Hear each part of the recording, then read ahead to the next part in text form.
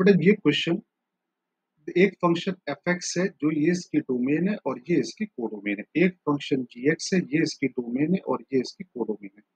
Both the function are onto. Onto का मतलब समझ में आता है, जैसे कोई function F A to B define है, तो this function will be onto if range of the function और कोडोमेन दोनों बराबर हो जाएं, तो ये फंक्शन क्या कहलाता है? ऑन टू कहलाता है। ठीक है, तो हमको इस फंक्शन की पहले तो रेंज निकालनी होगी और रेंज ही कोडोमेन ए के बराबर हो जाएगी। तो रेंज कैसे निकालेंगे? इस फंक्शन का डेरिवेट मारा, तो ये पॉलिनोमियल फंक्शन है और एफ डैश एक्स निकाला तो कितना आएगा? 6x² minus 30x plus 36। 6 common आ रहा है, क्या बचा? x² minus 5x plus 6। x 6 common लिया तो x माइनस 2 x माइनस 3। इसका एक बार इंक्रीजिंग डिक्रीजिंग देख लेते हैं। ये रहा 2, ये रहा 3 और ये sine of F dash X.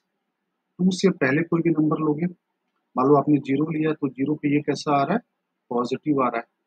2 और 3 के बीच में नंबर लिया, नेगेटिव आया। 3 से बड़ा नंबर लिया, पॉजिटिव। मतलब ग्राफ क्या कर रहा है? पहले इंक्रीज कर रहा है, फिर डिक्रीज कर रहा है, फिर इंक्रीज कर रहा है। करेक्ट। अब अगर हम बोले कि इसकी रेंज की वैल्यू, तो इसकी मैक्सिमम वैल्यू यहाँ आ सकती है या इसकी मैक्सिमम वैल्यू डोमेन के एंड पॉइंट पे आ सकती है।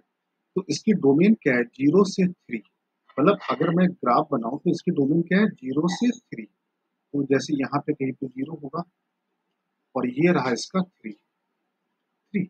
तो मैक्सिमम वैल्यू, तो ये रहा 0।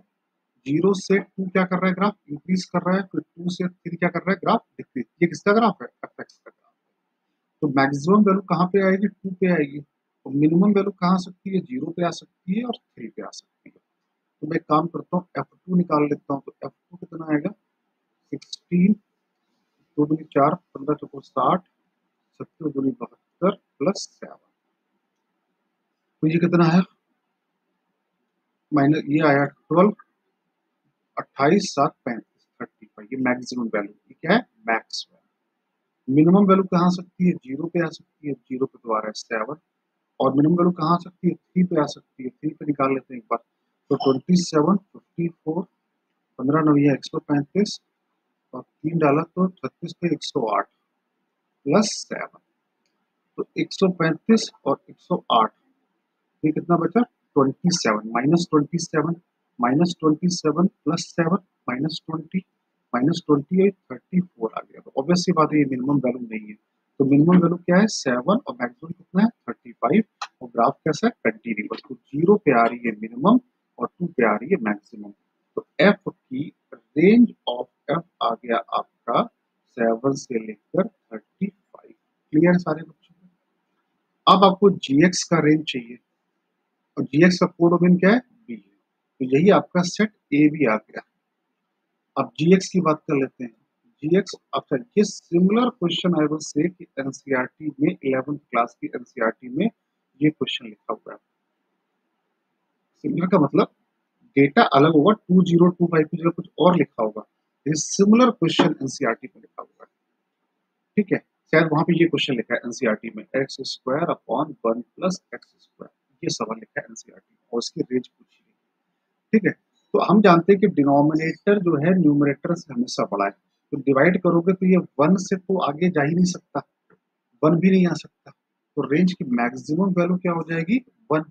और मिनिमम की बात करें, अगर हम मिनिमम की बात करते तो x इक्वल टू, मान लो आपने 0 डाल दिया। 0 है ना डोमेन? हाँ, 0 है। तो मिनिमम वैल्यू हो गई 0। क्लियर? तो इसकी रेंज मतलब सेट बी की वैल्यू आ गई, या रेंज ऑफ जी आपका आ गया 0 से 1। अब आगे क्या बोला गया? एक सेट एस डिफाइन किया गया है। एक्स सारे क्या है? इंटीजर। और एक्स आ कहां से रहे हैं? ए से आ रहे हैं या बी से आ रहे हैं। मतलब सेट एस के अंदर कौन है? एक्स है। एक्स सारे इंटीजर है और एक्स आ कहां से आ रहा है? सेट ए से आ रहा है या सेट बी से आ रहा है। ठीक है, तो सेट ए से आए या सेट बी से आए? तो सेट ए से आएगा तो क्या आएगा? 7 8 9 से लेकर 35 तक। और सेट बी से आएगा तो कौन आएगा? 0 आएगा। ये कितने एलिमेंट लिखे हुए हैं? 35 -6 29 29 और 1 30, टोटल 30 एलिमेंट सेट एस में लिखे हुए हैं। आई होप सबको समझ में आ गया होगा ये क्वेश्चन। इस क्वेश्चन को मैंने यहाँ पर कैसे लगाया है